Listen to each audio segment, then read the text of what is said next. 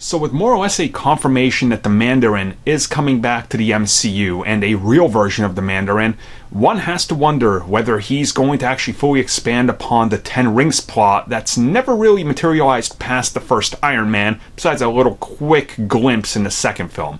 Let's talk about this and what Kevin Feige had to say. So I think it goes without saying that most people have to understand that Iron Man 1 was an interesting film considering everything was kind of on its shoulders when it came to the future of the MCU.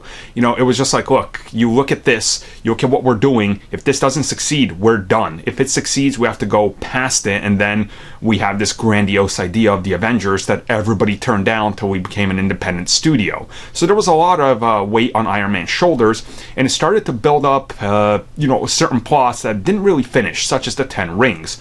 With the confirmation of the Mandarin returning at some point down the road, probably in Shang-Chi, it makes sense that we're going to be seeing something like the Ten Rings pop up somewhere. You know, whether it's flashbacks or fully fleshing out who they are and what they do and what the Ten Rings are even capable of, if they're capable of any powers or if they're just, mass guys running some sort of secret organization and they have the rings. It looks like it will be explored.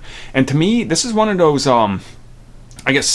retroactive things that can make the previous films better, if that makes sense. You look at Endgame, for example. It made the Dark World, a little better when you think of the scene that happens in there and then how it connects to the Dark World, right? It adds a little bit of layer. You're like, oh, okay, they have that moment to talk to each other. Same thing with how Iron Man 2 retroactively got made better by some of the subsequent films. It just kind of makes a lot of sense. And to me, this kind of makes a lot of sense that they want to explore this.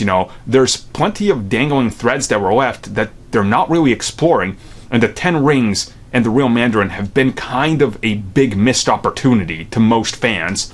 But to me personally, I just want to see what they do and how they handle this, because they, depend on how you look at it, messed up the Mandarin once, twice possibly in the same movie. Again, depends on how you look at it. I personally loved it, but they got to do something with that plot thread, right? And maybe reveal what the rings are capable of, or maybe even give us some backstory on why they were involved with Obadiah and certain aspects of Iron Man so much. And realistically, it sounds like they're coming sooner rather than later, and I can't wait to see how they're going to explore that aspect.